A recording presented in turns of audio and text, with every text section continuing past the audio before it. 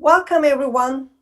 Thank you for joining our webinar in partnership with the European Parliament's EU-Turkey Forum to discuss a long-term perspective to EU-Turkey relations. I'm very much looking forward to a rich discussion today. I do believe this is a very timely discussion ahead of the EU Council meeting next week, and we are happy to be offering an independent discussion platform to both sides. I look forward to hearing our speakers share their perspectives. While saying this, I would like to thank my co-host, member of the European Parliament, Ms. Zeliana Zovko, the chair of the EU-Turkey Forum. I am also delighted to be hosting my friend, Ana Maria Corazza Bildt, who served as a member of the European Parliament between 2009 and 2019. I am today honored to welcome Turkey's Deputy Minister, Foreign Affairs Mr. Faruk Kaymakçı, who will soon share his insight on critical topics of EU-Turkey relations as event's keynote speaker. Thank you for joining us, Mr. Deputy Minister. Our discussion today will be very much centered on an issue brief we recently published by Dr. Bahadır Kaleağası on Europe's geostrategic sovereignty and Turkey. Bahadır is the president of the Paris Bosphorus Institute and the lecturer at Galatasaray University in Istanbul. His issue brief outlines how to create a more positive and productive relationship between the EU and Turkey. I am also very happy to be hosting my friend and colleague Benjamin Haddad today, the director of Atlantic Council's newly launched Europe Center, as well as our moderator, Laura Batalla Adam, the Secretary General of the EU-Turkey Forum. I would like to remind that this discussion is public and under record. At the end of the panel, we will take questions from the audience. You may submit your questions through the Q&A function at the very bottom of your screen. Without further ado, I'm happy to pass the floor to my co-host, Zeliana Zovko. Zeliana, floor is yours. Thank you. Thank you, Daphne, and thank you all, and thanks to Atlantic Council to co-host this very timely meeting and the event. Dear Deputy Minister, Your Excellencies, ladies and gentlemen, also from my side, a warm welcome to this webinar. It is my first event that I co-host as a new chair of EU-Turkey Forum, and I'm delighted to share this experience with the Atlantic Council. I would like to thank Daphne and her team for the technical support and the management of the event. Today's debate is extremely timely, as we are waiting for the High Representative to present his report on Turkey in the European Council next week. This report should offer reflection on the relations between EU and Turkey and propose the next steps. After a rather turbulent year, the EU and Turkey should contemplate what future they envisage and how it will affect their relations. Turkey and the European Union have many common interests and are key partners in a number of areas: trade, migration, security, just to name a few. It is in the interest of both partners to develop effective cooperation through constructive dialogue. Anticipating to the presentation of the report, we will take some time to discuss how the EU and Turkey can move forward. What can we understand under a positive agenda for EU-Turkey relations? And what are the requirements in Turkey's European integration? For a couple of years, the EU is trying to improve its position on the global stage. Transformation of international system has led to the need for more resilience towards the increasing challenges that the EU faces.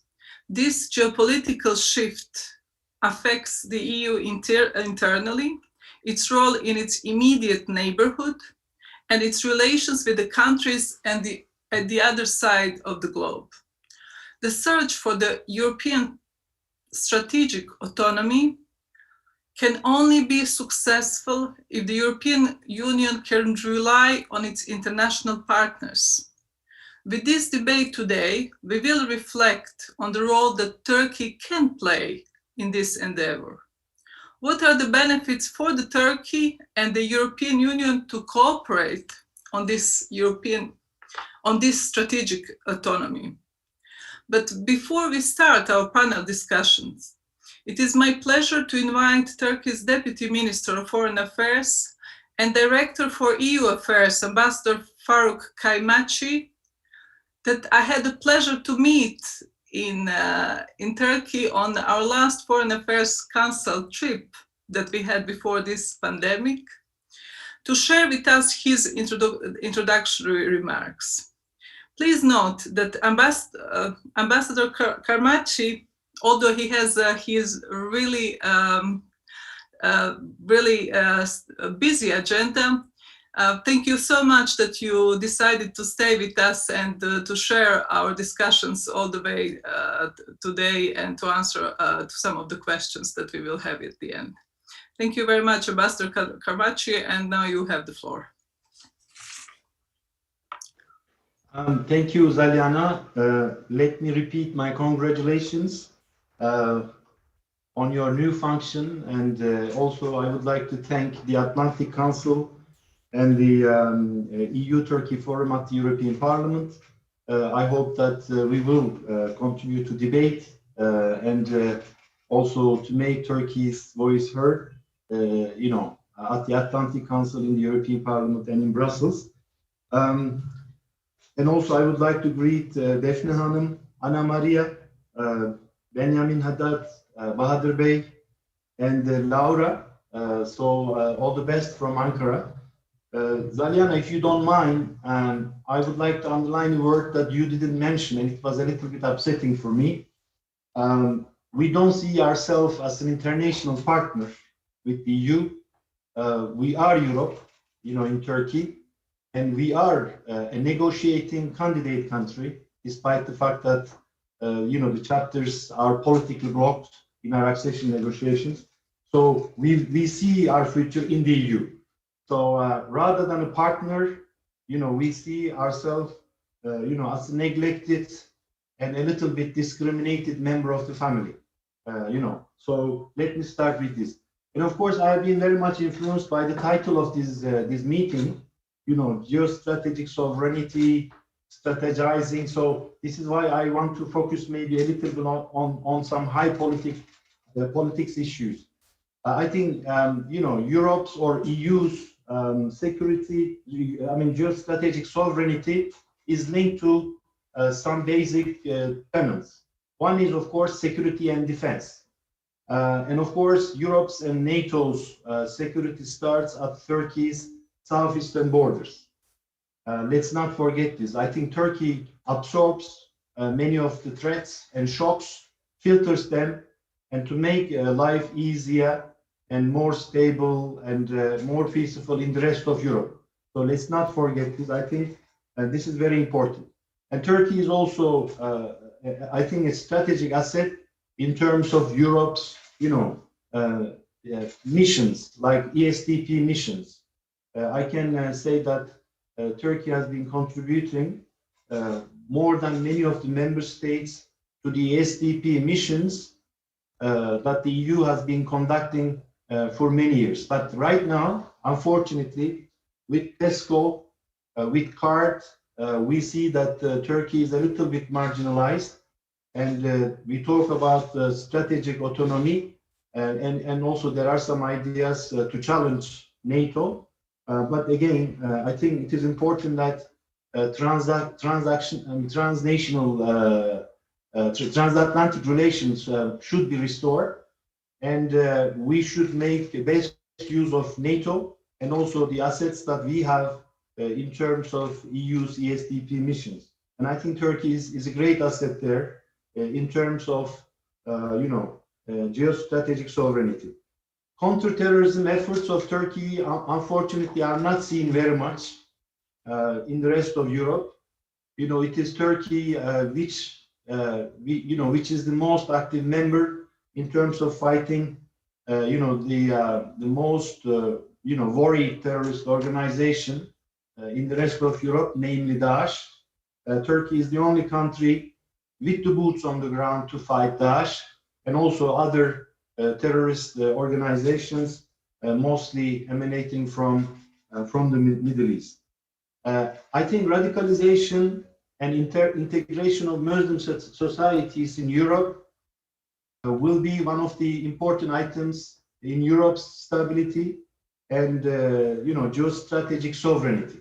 So, as a secular state, as a secular approach, we believe that Turkey's cooperation or even Turkey's membership in the EU would be a great contribution to prevent any sort of radicalization, but also to enable the integration of Muslim communities in the rest of Europe. I don't think that I need to mention migration. Today, we are hosting the biggest number of refugees in the world, and most of them actually wouldn't like to stay in Turkey, but their final destination, their final desired destination is some of the northern European countries. But thanks to the deal that we had with the EU, the 18 March 2016, so we are trying to manage this irregular migration, but there is too much of burden on Turkey. And I think we need to look at and renew our deal in the coming months, so that migration serves our countries, but also helps the Syrians and some other refugees. Of course, when we talk about geostrategic sovereignty, we have to be omnipresent with our economy, trade, and investment. For Turkey, the EU is the biggest trade partner, and for the EU, for the time being, Turkey is the 5th biggest trade partner. And 85% of the growth in the coming decades will not be produced within Europe or within the EU. It will be produced, outside of the EU, and Turkey is neighboring these regions. And we believe that in terms of connectivity, in terms of secure supply chains to the rest of Europe, Turkey is a vital, part of the European ecosystem. Energy security. I don't know whether I need to go into details, but we need to diversify our resources, and we need to go for renewable. So there you have Turkey as one of the key, connections to the rest of Europe, but also as the backbone of the South Gas corridor, and also a future renewable investment. So Turkey is the 5th leading nation in terms of renewable investment. So we believe that if we can energize the rest of Europe with our energy policies, we can be more assertive, and we can be more respected in the rest of Europe. Of course, regional policies. From the Balkans to South Caucasia, from the Middle East to Africa, I think Turkey is an important actor to contribute stability, peace, and welfare. And of course, after the Brexit, EU has lost maybe some weight and influence, and we think that Turkey can be weight and might for Europe and for the EU. And of course, you can say, Farouk Bey, we can have all these with good cooperation. So we have been cooperating for some time, despite the fact that we also had some conflictual relations in the past few months. But I am saying that the full potential of cooperation in all of these matters can only be tapped, can only be obtained through membership of Turkey to the EU. Because we are not interested in any transactional relation, but we want to think strategic, and we want to be a member of a global EU, global actor EU. And this is why we are saying that, through full membership, our cooperation will be the most useful. And it will be actually a convergence rather than cooperation. And of course, Turkey's EU membership will not happen tomorrow. It will happen when Turkey fulfills the membership criteria. But what is important is to keep Turkey's accession perspective strengthened and also to treat Turkey fairly as a candidate country. So maybe we can look at this in the next few minutes, but I will again repeat myself here. Yes, Turkey's accession to the EU is the most complicated one, most challenged one, most questioned one. But when it will happen, it will be the most useful membership of all, of the past and the future. And this is why we have to engage with Turkey. There was a question, how we can bring some sort of new vision to Turkey-EU relations. It is very simple. Let's engage with Turkey. So that is the thing. And I think for the first time in the last 2-3 years, EU made a wise decision at the European Council in December. So EU proposed some sort of positive agenda, and if we can, move to positive agenda, I think this is a win-win-win situation. So what do we mean by positive agenda? First, dialogue and engagement, because EU itself decided not to have any high-level dialogue meetings, association council meetings, or Turkey-EU summits on 15 July 2019. This is an EU decision which is not helpful at all, neither to the EU nor to Turkey, and it doesn't solve any problem. So we have to reactivate all the high-level dialogue meetings and technical meetings between Turkey and the EU. This is very important. Secondly, the accession perspective has to be strengthened. Again, I do underline, we are not asking for membership tomorrow, so we have to encourage Turkey and we have to treat Turkey fairly. As long as Turkey feels that Turkey is discriminated, Turkey is marginalized, Turkey will not cooperate fully with the rest of Europe. So we will only have, or we will try to have some sort of transactional relations, which will not enable us to use the full potential. So we have to make sure that Turkey feels comfortable and Turkey can see its own future in the EU. This is key importance. The third issue is, of course, we have to go step by step. We can start with the customs union update, and this is an important element. I think this is a win-win, and especially in the post-COVID recovery strategy, I think modernized, enlarged customs union between Turkey and the EU would be a great asset, because Turkey is a big economic actor, big trade and investment actor. So any positive move there will have a quick impact. So on both sides, and it's a win-win situation. Then, of course, we have to deal with visa liberalization and readmission agreement. Turkey is the only country, unfortunately, facing visa, in terms of going to Schengen countries. We have to do, of course, our homework, but we should be also given a clear perspective on that. Then counterterrorism is a major issue. We should not be selective on terrorist organizations. We have to treat them all together and equally, and that is important, that we fight against all terrorist organizations, including Daesh, PKK, PYD, YPG, FETÖ, and other terrorist organizations. Last but not least, migration. 18 March statement, has also an element of irregular migration management, with Turkey. So there we did our homework. We hope that EU can also fulfill, his commitments, because EU promised that EU would have, voluntary humanitarian admission scheme, which was not started. EU promised that EU would cooperate with Turkey in northern Syria, which didn't happen.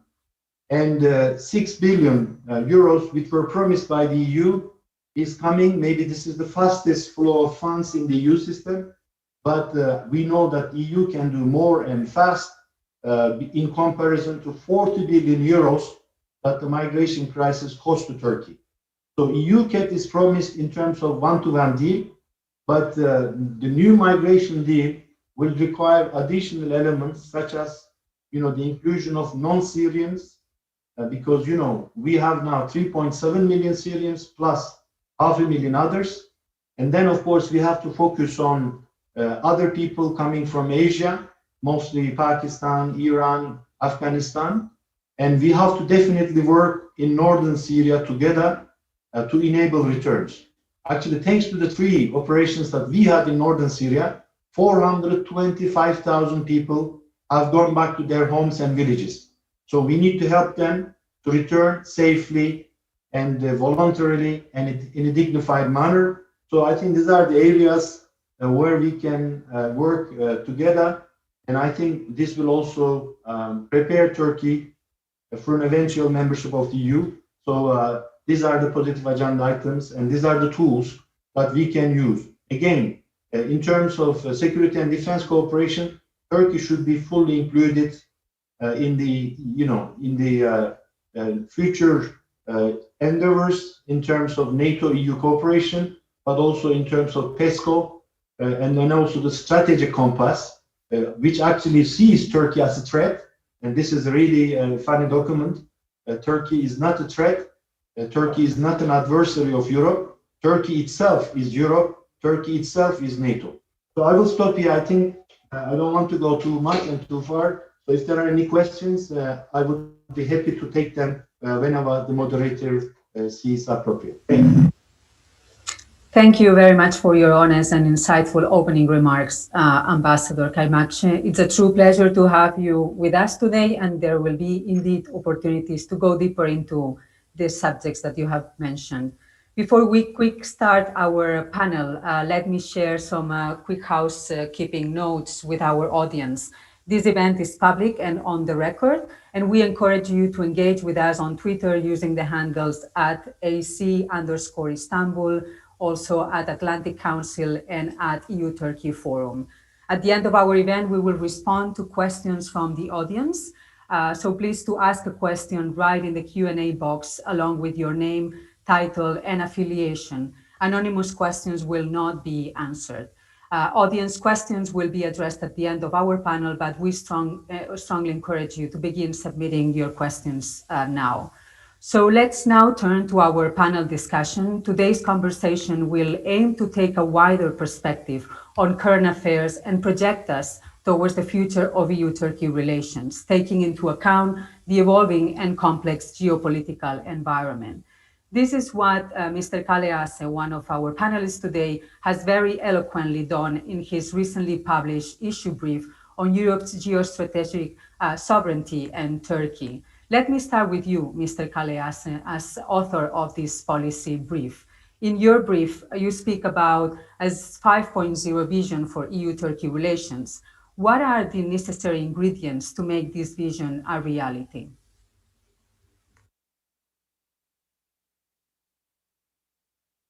Gracias, Laura. Thank you very much.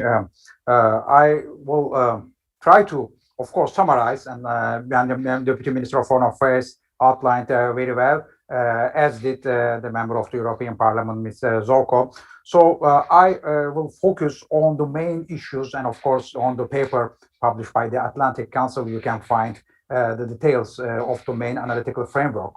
First of all, let me say in a nutshell, and maybe trying to be a little bit simplistic and superficial, Turkey's European policy has been a failure. European Union's Turkey policy has been a failure, both.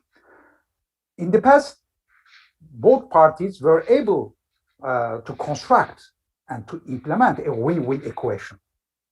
That increases the impact of the failure, because it is there was already an achievement in the past. So the main issue today, we are in the 21st century, no longer in the 2000s, when the open-ended negotiations had started between the EU and Turkey. But in the 21st century, maybe we can try to upload a new version of Turkey's European integration process. Okay? There is need for updates on democratic conditionality, economic governance issues, foreign policy cooperation, but also not only including Turkey, but also for Europe, there is need to be self-confident about its strategic autonomy and geostrategic sovereignty. Right? So the challenges are for both sides to get out of this lose-lose equation, and I would even say triple lose, because another loser is the neighborhood and the beyond. So why not a triple win equation? So there is need for a new version that I summarize, I simplify as 5.0 in reference to the G20 is Sustainable Development Goals Oriented Society 5.0 and to European Commission's recent report on the Industry 5.0, meaning that there is need in our toolbox something to activate so that Turkey is part of the Brussels effect. The European Union's sphere of influence on regulations, on standards, on law, and that can be an updated customs union, extending to the services, but also agriculture, public procurement, but also all the matters are linked with the European Union's digital strategy and the European Green Deal, as well as the social development goals. They are all good for Turkey, and Turkey's inclusion in these policy areas will, of course, extend the European Union's own global impact that the world needs, not only Turkey, but the world needs. There can be problems, there are political tensions between both parties. They are challenging, they are harmful. However, non-constructive policies of engagement are also part of the problem. So they have been stimulated by years of weaker partnerships, deadlocks, prejudices, policy errors from both sides. Thus, we cannot find in more negative policies of blocking, suspending, sanctioning, and so on, a relevant solution to today's problems. So this is why we have to maybe change the logic to outlook, trying not being lost in translation in both parties, but also internally in the internal politics of the member states, because there are of course populisms which are in temporary hibernation. However, they are there. So it's a matter of democracy. More Turkey is excluded from the European integration process, more Turkey will be part of the problems that trigger also the rise of populisms or demagogies or nationalism, xenophobia in the European Union countries as well. So in conclusion, there are important global changes beyond the pandemic. We have to deal with those as humanity. European Union is very important to deal with biological viruses, economic viruses, with the disinformation virus, digital viruses, but also the CO2 virus, carbon dioxide virus. Therefore, we need a stronger European Union. And then the basic question becomes how Turkey can be part of a successful European Union in the 21st century. Not being made a full member today because European Union will change. Brexit triggered this debate further. There will be maybe a Europe of variable geometry. That we don't know. This is not the right time to propose a new status to Turkey. Turkey is in political and economic transition. So is the European Union. Let's try to focus on tangible issues that are good for everybody. And let's try to count on the process itself. As in the past, it worked. But let's make the process more in accordance with the realities of this century. Thank you very much. Thank you, Bahadir. And we are going to be touching now onto these realities. I would like to remind us, we are receiving a number of questions that people include their names and affiliation when posting them. Thank you. Turning now to Mrs. Zovko. I would like to ask her about EU strategic sovereignty. This is not a new concept, and it has generated a lot of discussions recently. It was first linked to defense and security issues, but it has gained new dimensions in light of the COVID-19 pandemic. However, we are seeing that not all member states understand it in the same way, and there does not seem to be an all-encompassing definition. What do you see as the main priorities and opportunities for the EU to put this concept in practice, and where do you see Turkey's place in it? Right. This is, I think, the most difficult question today to answer, because we have still ongoing debate under our between our member countries what really strategic autonomy means, especially taking into account this ongoing crisis, the pandemic, and the crisis that we have encountered with provisions for medical equipment and medicines. But I think the terminology that maybe our next speaker, Mr. Haddad, will speak more, will have a much more knowledge about it, because coming from France, and this is the terminology used first by the French President Macron, in this geopolitical context means a lot. And the fact that European Union is facing responsibility for its own security and protection of its borders is a fact that all our countries have understood so far. Burden sharing that previous president of United States of America has expressed so vividly and without political correctness will not go away for our NATO membership, and it will only continue with the new Biden administration. And this is something that we must understand, that we are responsible for our own security, and that we are responsible for all the security threats that are coming to European Union on our borders and inside of European Union. So this concept that is being discussed mainly between the two narratives. We have a German narrative and we have a French narrative that are maybe sometimes clashing, but trying to find a bridge in between. I, as a Croat who comes from the country that has dealt with war and in the previous times with the feeling that the huge country as Yugoslavia was, and it was like they had the fourth army in European Union, understand that no security is guaranteed, even if you have the most equipment that you can, and if you have the weapons and everything, if you don't guarantee all the within the European Union, if you don't guarantee all the what is European Union made of, so if you don't guarantee the rights for the people, communities, and not only individuals, if you don't guarantee human rights, if you don't guarantee and all the values that we are sharing. And now I'm referring back to Ambassador Kaymakci, who asked me about my definition of being Turkey as an international partner or a real partner of European Union. Turkey is the only responsible for this future role in our strategic autonomy that European Union is trying and looking for, with its responsibility taking. Because if we are a family and if we are defending the values that we are representing, no member of this family can present a threat, not even a distant cousin to the family. So we are all sharing the same values, we are respecting the minorities, we are respecting all individuals, and this is something that Croatia has learned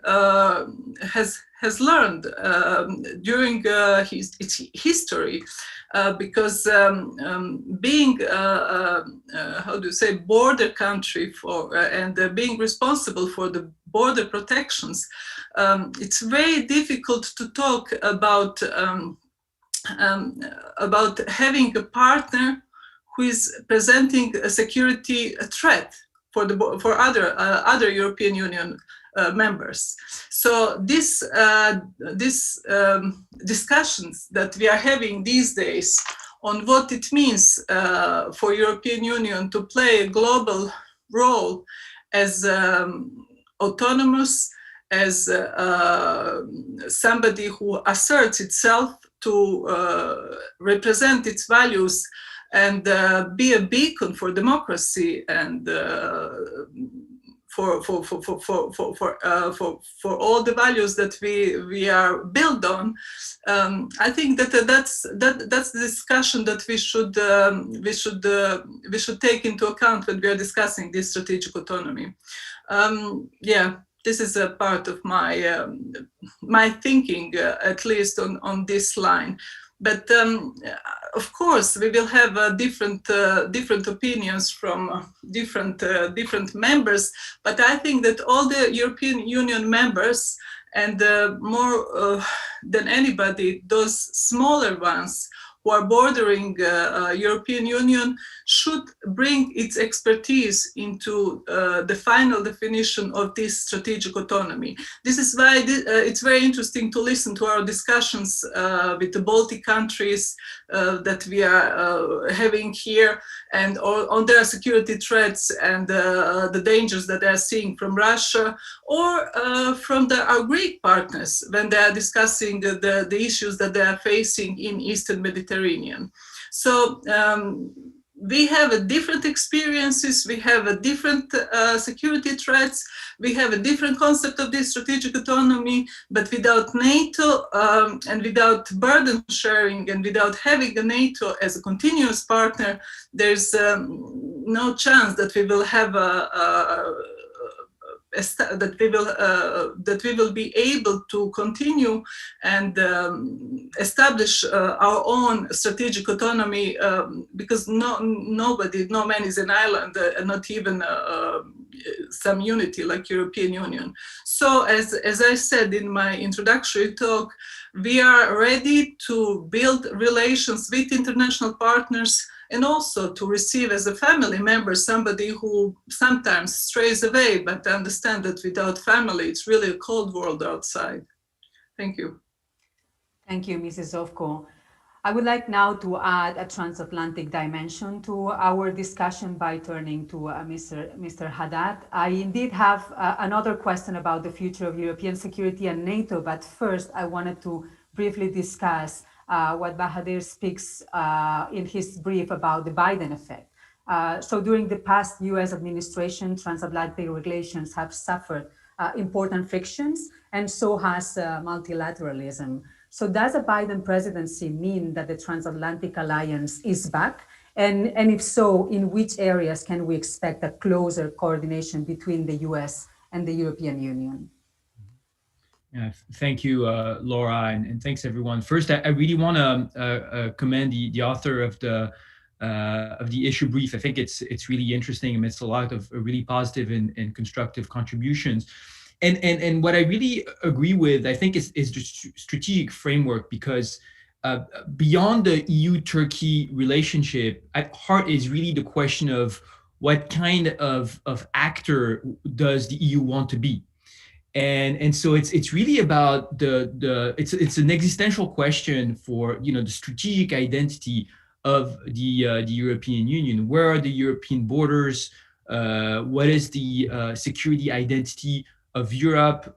How does that fit with the transatlantic relationship? And this is a question that's been asked over the last few years with the series of crises that has been faced by Europe. I mean, obviously a Brexit, the turbulences in the transatlantic relationship, the migration crisis of 2015, the war in Ukraine, the annexation of Crimea since 2014. So you have, I think, a sort of comeback of geopolitical challenges on the European continent. This is why President von der Leyen has put geopolitical Europe at the center of her presidency, and we've seen these initiatives like PESCO card and others that have been put forward. And I think at the heart of this is really the question of what kind of relationship does the European Union want to have with its key neighbors, Great Britain being one now since Brexit, and how do we rebuild an important strategic relationship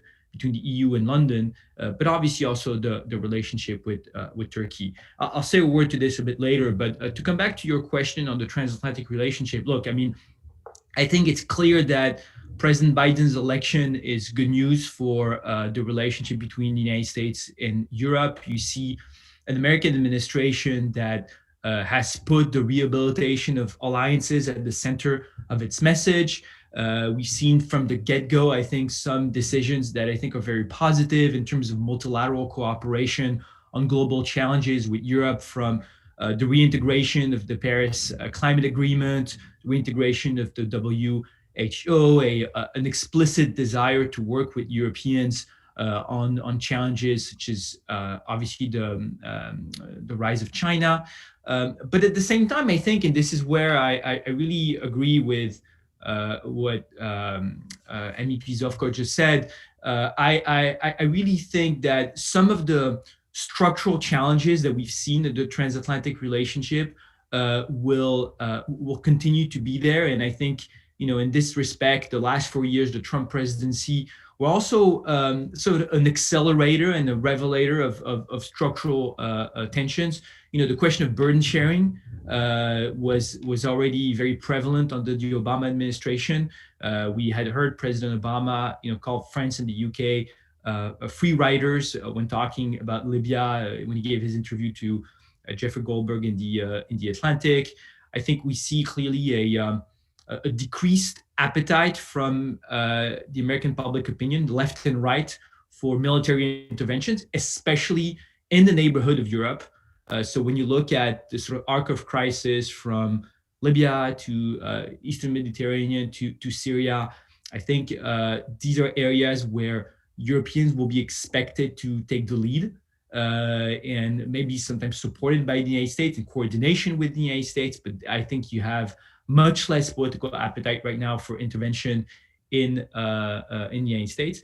And clearly some of the strategic priorities of the Trump administration are still the same as the ones from the Biden administration. I already talked about China. I think you'll have a very different approach in the case of the Biden administration, a desire to work with allies on all the scope of the challenge. And I think this is where the EU can play, and Mr. Kaligassi talked about the Brussels effect and the normative power of the EU. And I think this is where clearly the EU has a strong role to play when tackling the Chinese challenge, because it's not primarily a security and military issue. It's about the kind of globalization and kind of rules that we want on trade, on privacy, on technology. And this is where I think the narrative of European sovereignty and strategic autonomy is particularly key and can be an asset for the relationship with the United States. Thank you so much, Mr. Haddad. I would like now to turn to Mrs.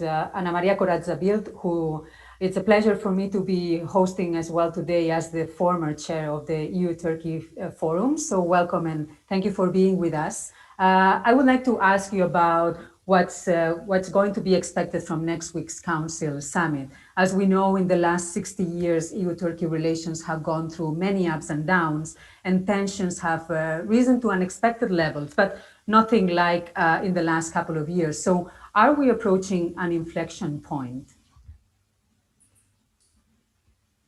Thank you, dear Laura. Thank you, everyone. For the first, I would like to say that it is indeed courageous to host such a meeting on this topic now. And I have enthusiastically agreed to join because I always thought, like Badir says in his excellent report, that whatever the situation with Turkey now, we are engaging and should engage and engage and re-engage and continue to try to engage with the people of Turkey long term. And it takes a lot of time, and it's a big process to build and rebuild the trust that is necessary to then achieve what is obviously enormous common interests. You said it, it was clear that we have common economic interests. Now with the digital agenda, we have obvious common interests in innovation and the flow of data. We have obvious common interests also with the Green Deal. So the agenda is broadening on top of the obvious security agenda, which is also related to the fact that we are partners in NATO. So my view is that we have to look beyond Erdogan, which is always the elephant in the room, and looking at ways, all forms of dialogue. And Zeliana, congrats, because this forum is really one of the forums that really can bring forward a positive agenda in the relationship between EU and Turkey. And there is such a need to change the narrative, to moderate the tones, like the debate today. And I have to say that, Farouk, you have always been, for us, a positive interlocutor in Ankara and when you were in Brussels, when it gets to try to rebuild relationship, to stretch out in dialogue, to be moderate. There are some issues that I will continue to say should not be on the table, which is the blame game. This issue of saying that Turkey should be neglected and discriminated and marginalized. Yes, you're not a partner. You are an accession member. You have fulfilled most of the chapters, but there are reasons why some key chapters are frozen. There are reasons why the European Union is behaving in the way it is. And it is that the people of Europe are shocked, are still shocked for the situation of fundamental freedoms, civil rights, human rights in Turkey. You all know that after the coup in July 2016, it was a watershed. And whatever the mistakes that the European Union has made, I think, on the accession process and on the not showing enough understanding and recognition to the shock that was for the people of Turkey, the coup of July 2016, the reaction has been completely exaggerated and disproportionate. I mean, Selahattin Demirtas and Osman Kavala and thousands of other innocent academics, journalists, you name it, you know it, we have been talking about that over the years, are still in prison together with opposition leaders. And the greatness of the European Union, my friends, you know, it's Article 2 of the treaty, it's the rule of law, it's fundamental freedoms. And we see what a pain, what a shock, what a bleeding it is when some of our own members are not living up to the highest standards of Article 2 of the treaty. So coming to, I think this is important to say, because it takes two to dance. So coming to the European Council next week, for the first, I think it's great that it is in the agenda of the European Council, because that was not obvious. I think it's great that we had this recent summit, the Med summit in Ajaccio, where I think there was really an honest try from the European Union to lower the tensions. Unfortunately, I think it's premature for the European Council to reach any serious conclusion, and it might be, Farouk, that the demands from Turkey at this stage are unrealistic. Yes, the Council is divided, member states are divided, that's bad, but that's also legitimate. I mean, we know the position of Cyprus, we know the position of Greece, and I think that the dialogue with Ankara that you have engaged is great, and there has to be more time to develop that one. The dialogue, the United Nations dialogue, call it that, or discussions on Cyprus that will also, I think, come back on the agenda in April, are two things that the Council is going to look at before taking conclusion. There are some member states that really want to have dialogue, but there are also some member states who still want sanctions because emotions are still high. The other issue that you all know is somehow shocking some of the people of Europe, because we're all democracies, is what is seen in Europe as the Islamization of Turkey, rightly or wrong. There's a lot of people in Europe that are concerned that Turkey is moving from an Atatürk secular country to a more and more political Islam country. And that nationalism is used as a tool to keep together public opinion. On the foreign affairs issue, I think there really has been a lot of progress, and Turkey is really trying, that's my view, is really trying to be more moderate and to show that what we believe in Europe is a neo-Ottoman foreign policy is not really the case, but that we can still find, again, the obvious common economic interests that we have between Turkey and the European Union on security and foreign policy. I think it's clear that Turkey is a regional superpower. It's clear that in what Zeliana was talking about, our search for a new geostrategic autonomy, Turkey will play a role. But it could also be that it doesn't play a role. It depends on Turkey. So far, what we have seen, it was said before, is a disengagement of the United States, which I think will continue to grow from the Middle East and the Mediterranean with the eyes towards China and Asia.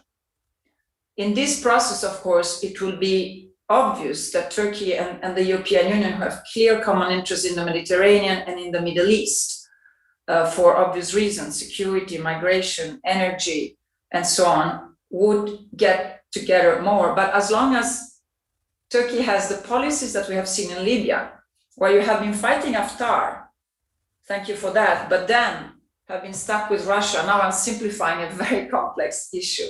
Same in Turkey. You have lost, unfortunately, with Assad, but then you have this foreign policy toward the region that is only, in my view, or mainly focused on the Kurds. So there's a lot to do to find common ground and to show Europe that the foreign policy of Turkey in the region is not an imperial Ottoman foreign policy. It's not to protect the Brotherhood, to protect political Islam, but it is to join forces with the European Union for a safe and peaceful Mediterranean and safe and peaceful Middle East. There's a long way to go. You are going to host now the Afghanistan talks, which are also extremely important for the European Union. So I think it's premature. We have to start. It will take time. There's a lot to do to reassure the people of Europe and the people of Turkey that in good faith, we are trying to build long-term relations that are in our common interest. The conditions are not there yet. Thank you. Thank you, Ana Maria, for such a comprehensive reply. We were actually planning for a second round of questions, but I feel like we are lagging a bit behind the schedule and there are great questions coming from the audience. So we will start asking those first. I believe Mrs. Zovko has to leave us soon. So I will start by asking her a question coming from Murat Yetkin about the upgrading the customs union as an important part of putting EU-Turkey relations back on track. So he wonders how this would be possible because there are still some political vetoes. So how do you see, is this realistic to expect the political vetoes to be lifted anytime soon? Yeah, that's $1 million question. It all depends on the meetings that we are going to have in the council and of the steps that of the goodwill that Turkey is showing up until then. We have different scenarios. We have different approaches by EU member states, and I think that this is the most difficult questions that you could have asked me today, and it's not really. I don't have an answer. I mean, these days, hearing all the news that are coming back from the talks that Turkey is having with Greece, I don't understand. For me, how can on the two parallel way Turkey asks for some concessions, and on the other hand, they're not showing much more willingness to break through this impasse that is having with our member states.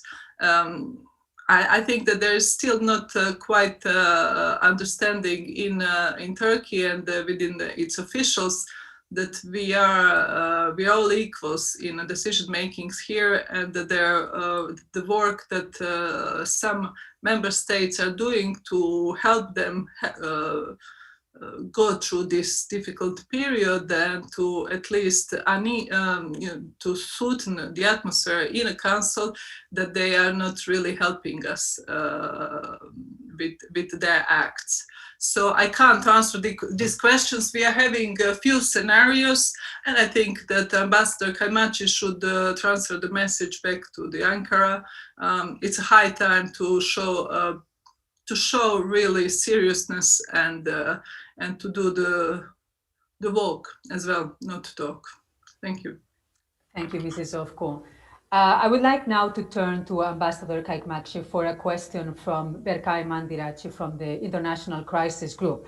It's regarding the Eastern Mediterranean situation and what are Turkey's expectations from the EU in this regard, and what are the prospects for an EastMed conference that is actually on the table as an element of the positive agenda.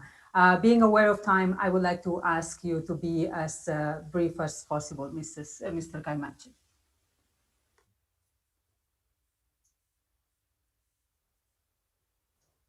Thank you, Laura. I am afraid it may not be that brief. There are too many issues raised. First of all, I am one of those officials, Zalena. If you want to send the message, you can tell us directly. So, but I do not agree with some of the terms that you use. We are not asking for any concessions from anyone. What we are trying to do, we are trying to defend our legitimate and legal rights. So, this is not a question of looking for concessions. It is a two-way game, and we believe that Turkey-EU relation is a win-win game. Secondly, you said that there are EU member states, they have their positions. Of course, they might have positions, but these positions, if they go against the general interest of Europe and the EU, I think EU has to look at it carefully. If your country, were blocked entirely by your neighbor forever, what would you feel today? Veto right is fine, membership solidarity in the EU is fine, but the blind solidarity and unfair positioning, just to get maximalist and irrationalist demands from a candidate country, can we allow such a thing to happen? So, let's be honest. And also on the questions of, you say that it is up to Turkey to choose. But this is, of course, two-way game. We made already our choice.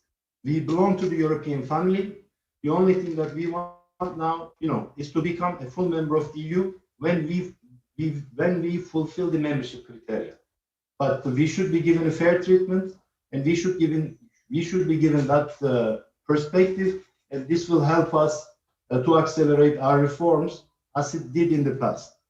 Anna, of course, you said that you don't like the blame game, but you started. You blamed us too much, and I need to say a few words on this. You said the people of Turkey, but let's not forget that Turkey is Turkey. There is the government of Turkey, and there is the people of Turkey. Of course, if you want to engage with the people of Turkey, let's work on visa liberalization, let's work on civil society contacts. This is fine, but let's not forget that President Erdogan is elected by the people of Turkey, whether you like it or not.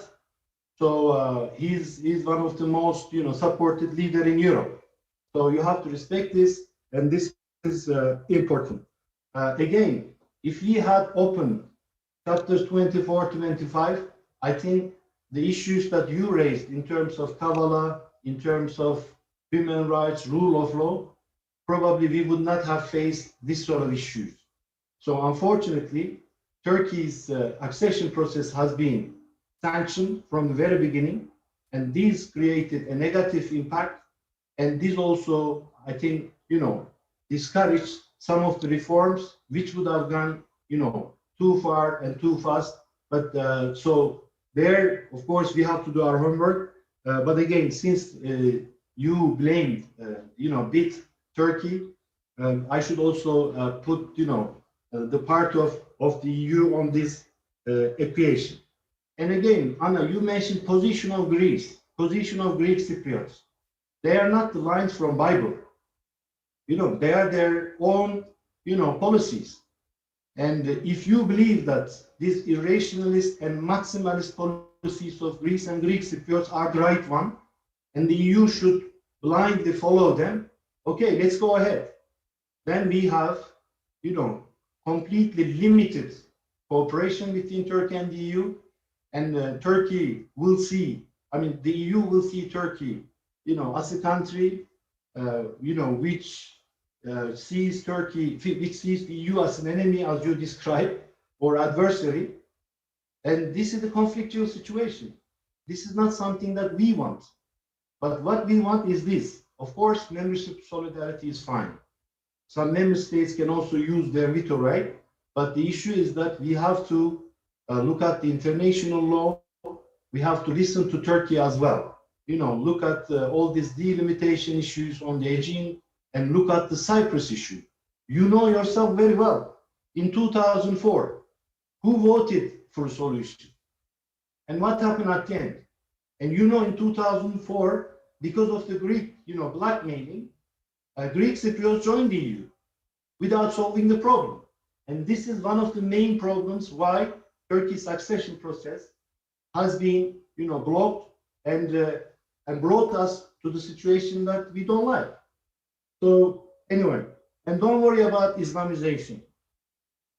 Turkey is the most secular country in Europe, and Turkey will be your best ally in terms of preventing radicalization and enabling the integration of Muslims.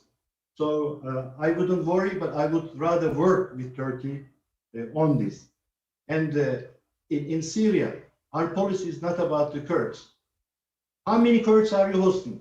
We have 300,000 Kurds of Syria that we are hosting in Turkey. And many of the Kurds who were in Turkey, they have gone back to northern Syria, thanks to the 3 operations that we have had in northern Syria. So the situation doesn't look like, the way that you describe in other parts of Europe. So come and see here, what Turkey is doing in northern Syria, and what I think the rest of Europe should do with Turkey in northern Syria. So in terms of Eastern Mediterranean, our proposal is there. Turkey proposed that we can turn the hydrocarbon resources of the island of Cyprus into the coal and steel of the European community. We said, let's create a positive, atmosphere and a spirit of cooperation. And we encourage, the Turkish Cypriots and Turkey proposed many times that Greek Cypriots and Turkish Cypriots should have some sort of understanding on the future of hydrocarbon resources and also on the revenues of these hydrocarbon resources.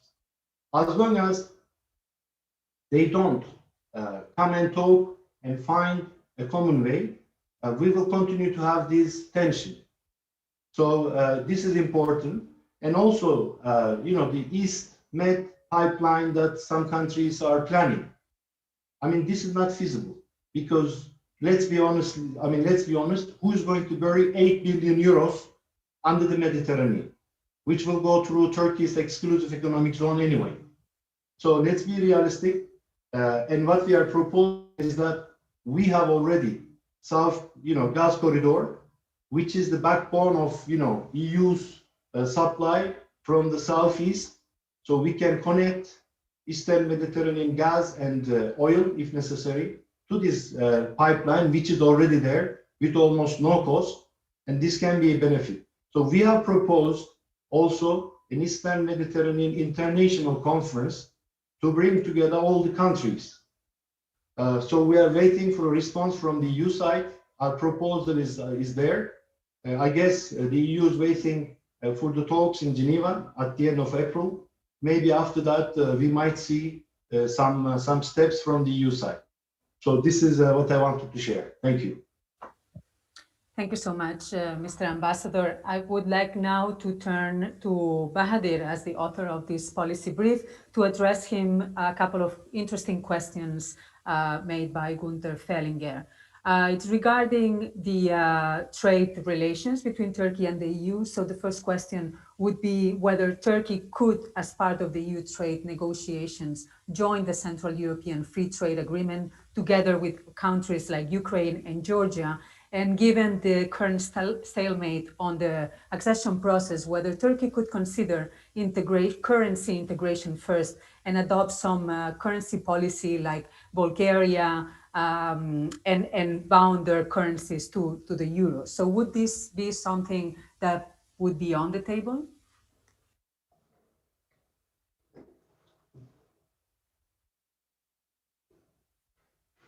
Sorry, I thought that you were unmuting me.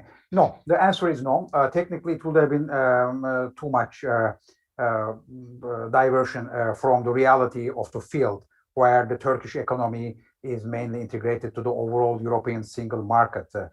More than 50% of the single market's legal patrimony, the acquis, is already transposed to the Turkish legal order. This is why I propose a new approach, that is customs union and Turkey-EU relations 5.0. So going beyond the actual the 20th century style of economics and trade relations, and having on the agenda targets, goals for Turkey's compliance with all the sustainable development policies of the European Union, from gender equality to the digital transformation, green transition, and so on. But this is an interesting debate, really, because this is really confirming the purpose of this report. And thank you very much to all the participants for referring to it. I really appreciate it. I'm very honored. First of all, there are problems. We will continue to debate them. And although, especially when there is, it's not a Chatham House platform, of course, we will be also, every part will be saying and defending rightly it's for his or her point of view. This is fine. And Turkey and the European Union should talk more and more about these divergences and these concerns, whether they are justified or not, whether they are part of prejudices or not. The dialogue is good. But what I recommend is to continue to carry on the debate like on this, but to change the general framework, the way of approaching it. And we are now living through the most important global crisis of the humanity and trying to get out of it, and not yet successfully. So European Union, we need Europe. As a European citizen, I am asking to the European Union to think first about its own values and interests, also in relation with Turkey. So European Union ought to do whatever it takes to protect its own values and interests, not with taking that much into account in strategic terms, in the daily debate, not, but in strategic terms, what the problems stemming from Turkey. Turkey can solve them or not, Turkey can continue to generate them or not. And European Union has also its own problems that it can manage or not.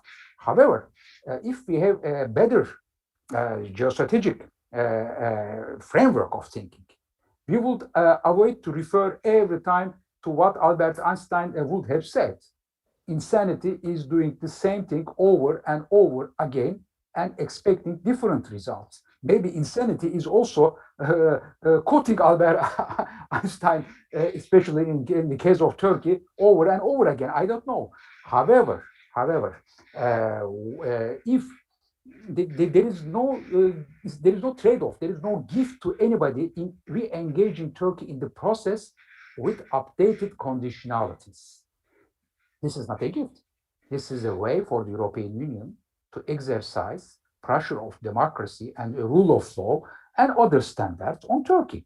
Okay, where is the gift? Why there is nothing to expect from Turkey in this at that point of launching any process, initiating any process, but for concluding any process, yes, the conditionalities should be there, no matter how significant today's drawbacks are on the definition of the freedom of expression, rule of law issues, Cyprus problem, Eastern Mediterranean, Turkey's relations with Russia. The guiding question for the European Union can be how Turkey in the near future become a country that is progressively in convergence with the values and interests of the European citizens, including the Turkish citizens, of course. And there, I'm coming to that, there, the EU capitals, including Athens and Nicosia, can either be idealistic or realistic. Both ways of thinking point towards more benefits from re-engaging Turkey in the European integration process. Maybe thanks to not to a customs union, thanks to launching the process of talks on a modernized customs union, including conditionalities, not on concluding, but conditionality should be, on concluding, not initiating the process. That is the power of the European Union. European Union can use this power or not. If it doesn't use it, because of the problems that are generated by Turkey from a European perspective, European Union's perspective, okay, but that kind of not doing anything about Turkey is also part of the problem. These problems wouldn't have been that much or that way if Turkey had been better engaged, more skillfully engaged.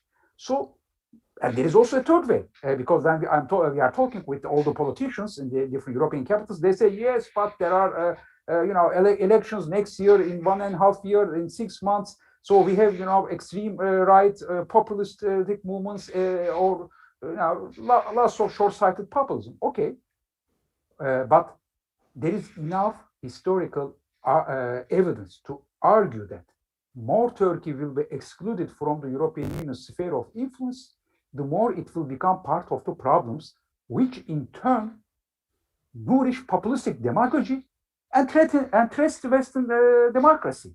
So let's, Turkey is important, but let's first be European and let's have a global outlook with transatlantic relations, with another B effect that I say, big Beijing effect, all the challenges, and protect the European values and interests. And then we can see how Turkey can be better influenced positively, and also how within that framework, the dialogue between both parts, which are also in transition, by the way, both Turkey and the European Union. So there is not a picture here, there is a motion picture. The history's book will be unfolded, but let's have the book. Thank you. Thank you, Bahadir. We are now officially out of time, but we've decided to extend our conversation for 15 more minutes so we can address some of the questions made by the audience. So I would like to now turn to Benjamin for a question coming from Damon Wilson, Executive Vice President at the Atlantic Council. We have been discussing a little the future of integration and the role that Brexit plays in it. So his question would be, does the UK post-Brexit, with its successful integrated review, laying out a compelling strategy for global Britain, offer any lessons for EU-Turkey relations? I think it's a really interesting question. I hear what was just said about conditionality and the normative power that the EU can have through leveraging its economic and rule of law instruments in its neighborhood. But one concern that I have is that I think that for a long time, the EU's only foreign policy was enlargement policy. And this led to sort of a lack of imagination about the kind of relationship we could have with the most important neighbors. I think this was in a time of great optimism about the ability of the European Union to transform its environment. But this was also at a time where the EU was very different. The EU did not think of itself as a geopolitical power, did not think of itself as a shield to protect the sovereignty of its members against foreign threats and challenges and risks. And I think this is starting to change, and this is why it would be useful down the road to have I think an honest conversation about the relationship we want with Turkey, whether that goes through the accession process or not. And that doesn't mean that Turkey will have to be an adversary or an opponent, not at all. I think there's a lot of commonality and common interest and room for cooperation between the EU and Turkey. But I think, it is important to have a conversation about the fact that this process is stuck, and that if you look at public opinion polls today all across Europe, there's actually a majority of public opinions that tend to oppose Turkey's accession. So the question is, do we continue kicking the can down the road, or do we have do we try to reshape a form of conversation where we can work together when there's common interest, but also where Europeans can defend the sovereignty of their members like Greece and Cyprus, and sometimes actually step up when there are divergent interests and divergent security considerations with Ankara. And I think that would be part of the EU rising as its own strategic player. And I go back to your question about London. I think there's a window of opportunity now, and some think tanks, some of organizations have put forward ideas on this to really think about the relationship that the EU wants to have with Great Britain. The Brits left the EU. This is the first time it happens, but as they say themselves, they haven't left Europe, and they still want to be a strong actor integrated within the transatlantic relationship. And I think it's clearly in the interest of Europe to have as close as possible of a relationship with the United Kingdom. There's no serious EU security and defense policy without the UK, which is one of the two main defense actors of Europe with France. And so as part of this reflection of the reshaped relationship with Britain, I think the relationship with Turkey could be part of it. What kind of upgraded strategic relationship do we want with the EU's most important neighbors, where we can see our differences, see maybe our divergences, but at the same time build a positive common agenda? So yes, I think this could represent, if we have the imagination and the political courage, this could represent an interesting window of opportunity. Thank you so much, Benjamin, for this. There's actually a very similar question by Team Ash on this matter that I would like to address to Ana Maria, which is basically as well, what does Brexit mean for the future of EU-Turkey relations, given that Europe is increasingly moving far to the far right, and we are seeing all these new populist movements, and that there's no appetite for Turkey's accession. I know you wanted as well, Ana Maria, to react to some of the things that were previously said, but also if you could include in your answer a reference to the future conference of Europe that has been finally approved last week and will be launched soon, and how this plays in the future discussions about integration, and whether Turkey has a place in this conference on the future of Europe. Thank you. Thank you very much. I just would like to say that I remain completely committed to the full integration of Turkey into the European Union as a long-term process where the conditions are going to be there. And it takes to dance, as I said before, and I think mistakes have been made on both sides. But I agree with Bahir and others that now we have to look forward and find a common interest, which is not only economic, but is everything else that we have been saying and more. The pandemic has been a game changing also. I think that's really important to understand, and that's a priority for everyone here. We are all a little more powerless in Europe, in Turkey. We all need more cooperation. We all need multilateral. And there are other key areas of research, innovation, technology, health, public health, social stability, and so on and so forth, where we will need to join forces even more to get out of the pandemic and deal with the concrete challenges that are in everybody's hearts and mind at the moment, both leaders and people. I was just trying to say what the mood is when leaders are going to sit down next week at the Council, Farouk. I have been one of the as you know, drivers in the European Parliament, both for opening chapters, also the chapters that are, on justice and home affairs, the most controversial ones. I have been driving for visa liberalization as a key trust-building measure. You know why it didn't happen? All the criteria were met by Turkey, except the security laws, for instance. So I don't think we should get into this back and forth. I think we should look at what can be done now. I hope the Council will at some point, if not next week, give a mandate, because there's a need for a mandate, to come back to the table on migration and find agreement on migration, leaving aside the tones that unfortunately we have seen of blackmailing. If you don't do that, we don't do that. Because it's obvious common economic interest, not only for the Balkan route, but now also from Libya.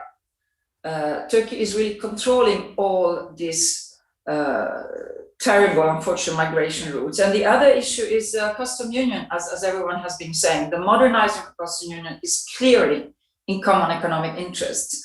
And we should definitely do a lot of homework, I agree with you, Farouk, within the European Union to get all the member states, also those that are more directly involved, into a common, realistic, rational, positive position, looking at the future.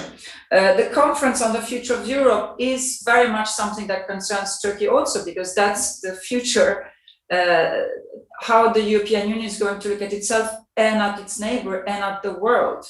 And not only in security, but also in democracy, and also in all the key issue on the European agenda, which is the Green Deal, which is digitalization. So for sure, it concerns also, and it should concern also, the relationship with the people of Turkey. I continue to say, it doesn't mean that I deal with internal issues of Turkey, Farouk. It means that whoever is representing the people of Turkey at the given moment, membership is not with one government or the other. Membership is with a country, whoever is representing them. That's what I meant, with all respect for whoever is elected or is going to be elected in the future. I think that I would like to say on foreign policy, which is really a key issue also for the conference on the future of Europe and for the issue of Brexit, Laura, that you were asking. It's clear, it's been said. I mean, the UK has been shouldering, together with France, the biggest part of our common security, defense, and research in those areas. I do believe that the European Union will come into agreements with the UK that are extremely close to membership on the issue of security and defense, and that post-Brexit will be different, but not completely different, on the issue of security and an order of peace and security in the European continent.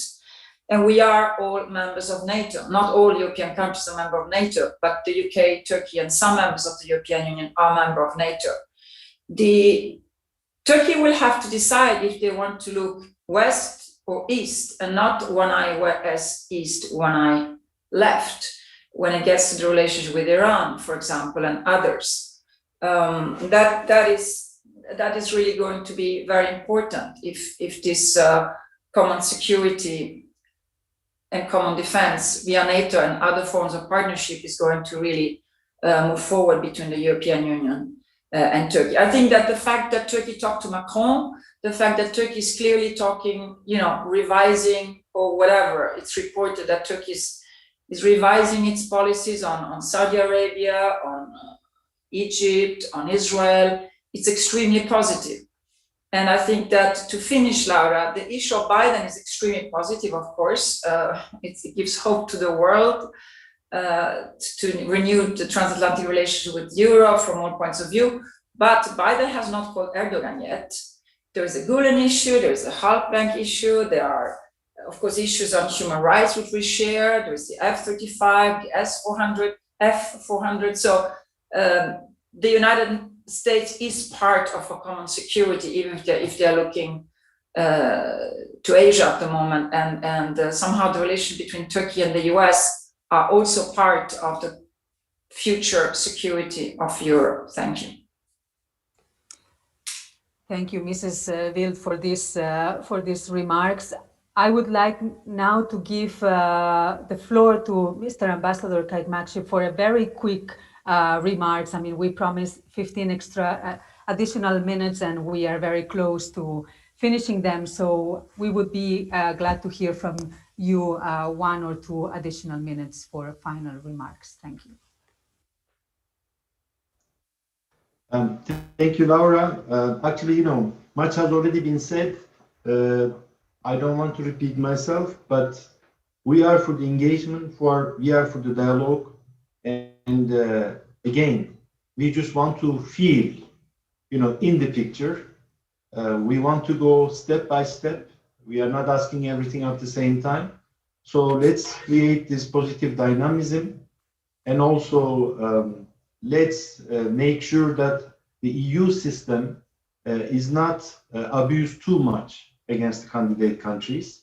Otherwise, we are creating an environment in which, everyone is a loser. So that's what I wanted to say.